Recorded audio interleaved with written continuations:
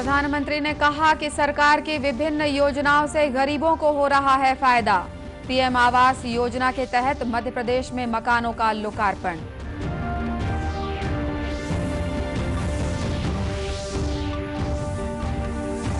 राज्य के अस्पतालों में बेड की स्थिति और कोरोना संक्रमित मरीजों के इलाज की व्यवस्था को लेकर रायपुर में हुई उच्च स्तरीय समीक्षा बैठक।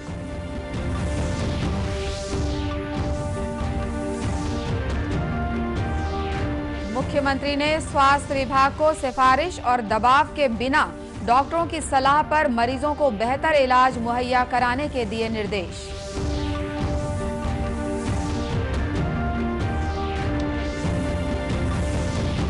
और छत्तीसगढ़ में बीते 24 घंटों के दौरान लगभग 3000 नए मरीज मिले।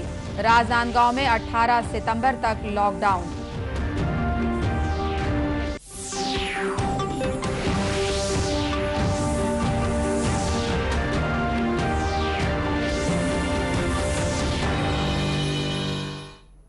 नमस्कार, आप देख रहे हैं दूरदर्शन समाचार। मैं हूं अनुराधा दुबे और अब समाचार विस्तार से।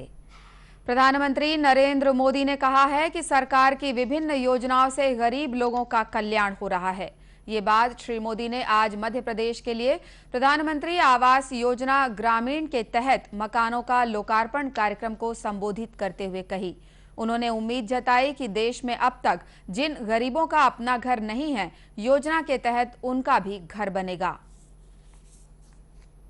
मध्य प्रदेश में सामूहिक गृह प्रवेश का ये समारोह 2.25 लाख गरीब परिवारों के लिए तो अपने जीवन का यादगार पल है ही। देश के हर बेघर को अपना पक्का घर देने के लिए भी एक बड़ा कदम है। आज का ये कार्यक्रम मध्य प्रदेश सहित देश के सभी बेघर साथियों को एक विश्वास देने वाला भी पल है। जिनका अब तक घर नहीं, एक दिन उनका भी घर बनेगा। श्री मोदी ने प्रधानमंत्री गरीब कल्याण रोजगार अभियान को भी संकट की इस घड़ी में लोगों को रोजगार उपलब्ध कराने में कारगर कदम बताया। उन्होंने कहा कि आपदा को अवसर में बदलने का इससे बेहतर उपाय नहीं हो सकता। संतोष है कि पीएम गरीब कल्याण अभियान से मध्य प्रदेश सहित देश के अनेक राज्यों में करीब 23,000 करोड़ रुपए के काम पूरे किए जा चुके हैं।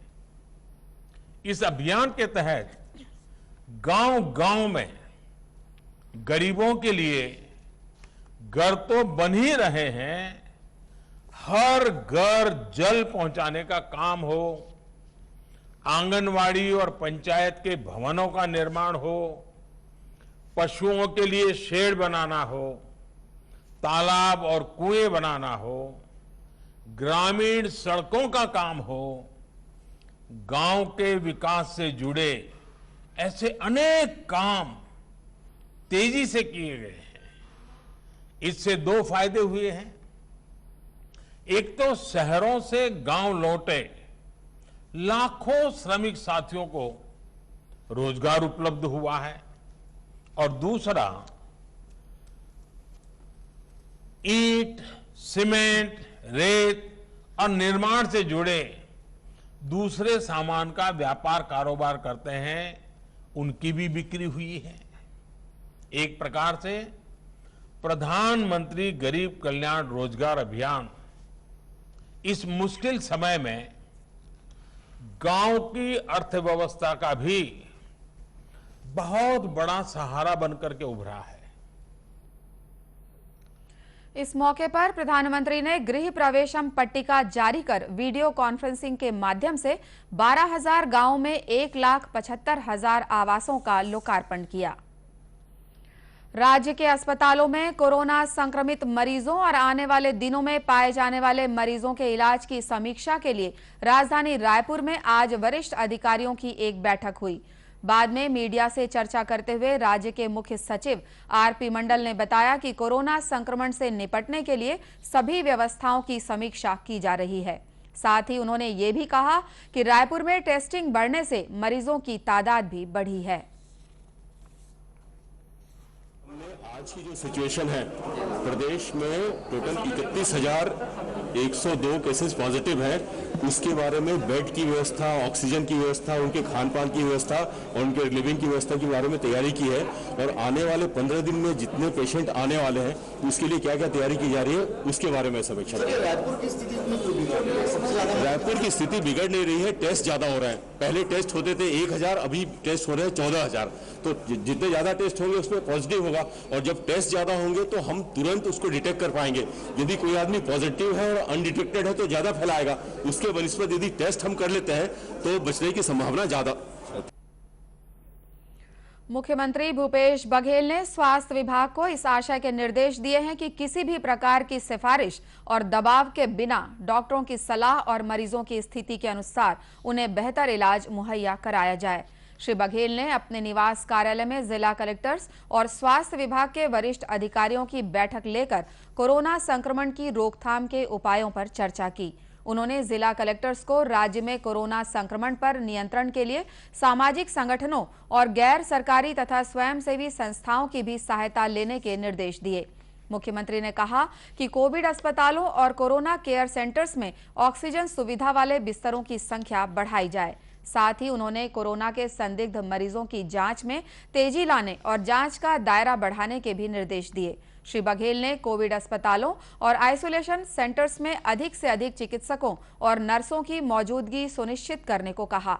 मुख्यमंत्री ने कहा कि कोरोना संक्रमण के बढ़ते मामलों को रोकना बड़ी चुनौती है और इसके लिए आगे भी युद्ध स्तर पर काम करने की जरूरत है। प्रदेश में अब निजी अस्पतालों के लिए कोरोना संक्रमित मरीजों के इलाज के बारे में स्वास्थ्य विभाग को जानकारी देना अनिवार्य होगा। गौरतलब है कि राज्य में निजी अस्पतालों, नर्सिंग होम और होम आइसोलेशन में कोरोना संक्रमित मरीजों का इलाज किया जा रहा है। स्वास्थ्य विभाग की ओर से एक बयान जारी कर कहा गया है कि ये बात सामने आई है कि कुछ निजी अस्पताल और चिकित्सक कोरोना संक्रमित मरीजों के बारे में समुचित जानकारी उपलब्ध नहीं करा रहे हैं। इसे देखते हुए स्वास्थ्य विभाग ने डॉक्टर्स को मरीजों की स्थिति और उनका पृथकवास समाप्त होने के बारे में मुख्य चिकित्सा और स्वास्थ्य अधिकारी को जानकारी देने के निर्देश दिए हैं। साथ ही निजी अस्पतालों, नर्सिंग होम और डॉक्टर्स को पृथकवास में रखे गए रोगियों की सूची देने को भी कहा गया है। प्रदेश में इस महामारी से अब तक 500 से अधिक लोगों की जान जा चुकी है, जबकि 31,000 से ज्यादा मरीजों का उपचार चल रहा है। इस बीच छत्तीसगढ़ में बीते 24 घंटों के दौरान लगभग 3,000 पॉजिटिव मामले मिले हैं। संक्रमित मरीजों में सबसे अधिक रायपुर जिले से लगभग 950 मामले शामिल हैं। वहीं बीते 24 घंटों में राज्य में कोरोना संक्रमण से 25 मरीजों की मौत हुई है।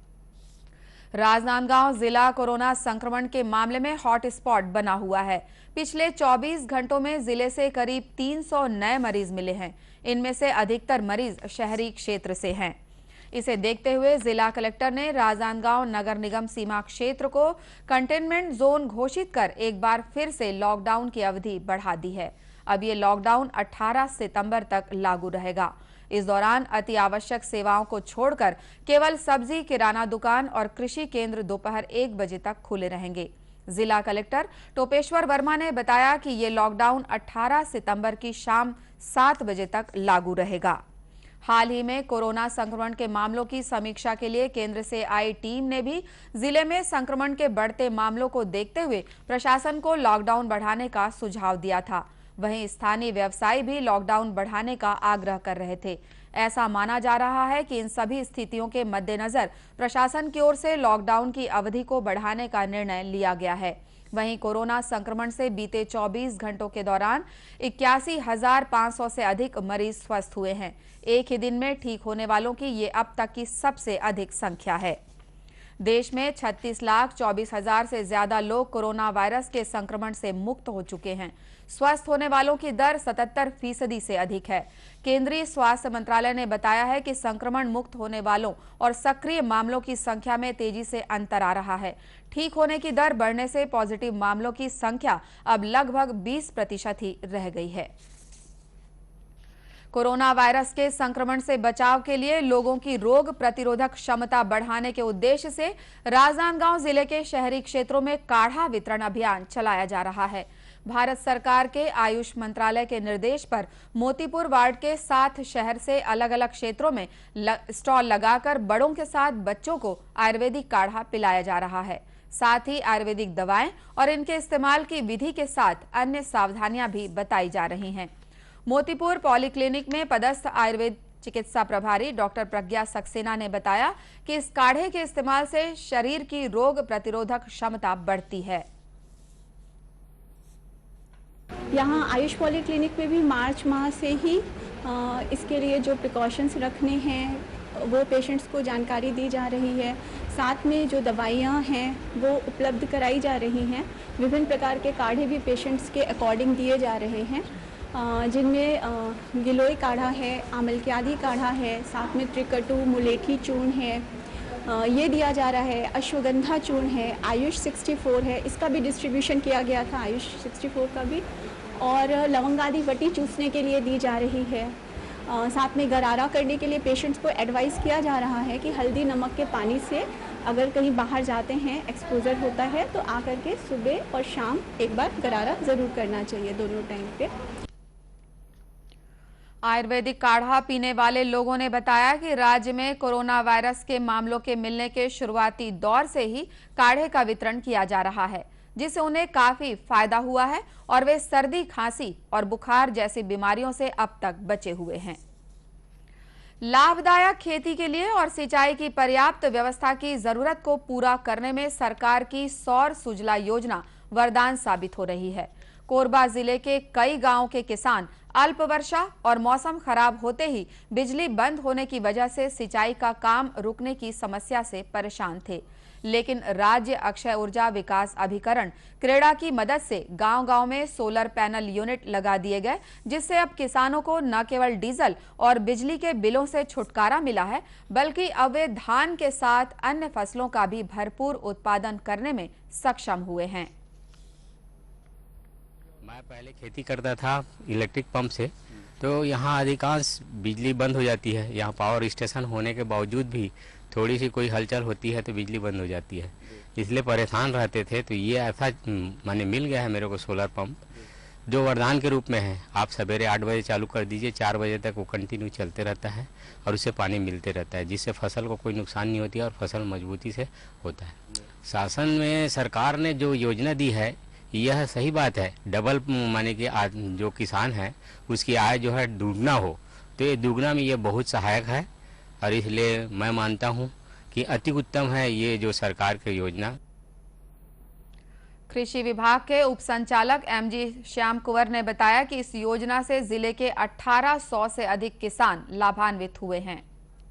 किसान को जो है एक नाम मात्र का कृषक अंश राशि लगती है और बाकी पूरा सेटअप जो है वो क्रेडा के द्वारा उनको स्थापित करके दिया जाता है।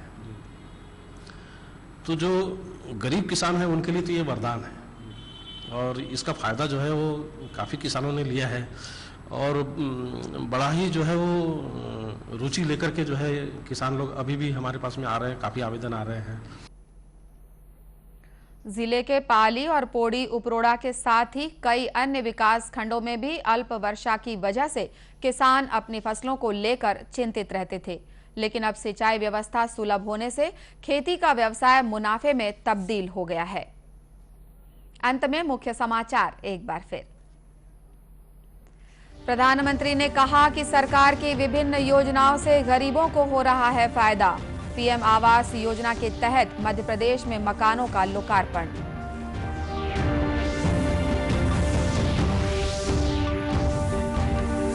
राज्य के अस्पतालों में बेड की स्थिति और कोरोना संक्रमित मरीजों के इलाज की व्यवस्था को लेकर रायपुर में हुई उच्च स्तरीय समीक्षा बैठक।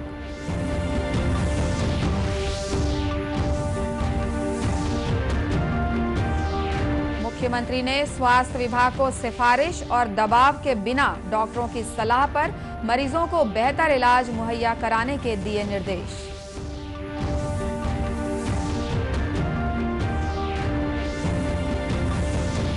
और छत्तीसगढ़ में बीते 24 घंटों के दौरान लगभग 3000 नए मरीज मिले। राजनांदगांव में 18 सितंबर तक लॉकडाउन। इसी के साथ ये समाचार बुलेटिन समाप्त हुआ। नमस्कार।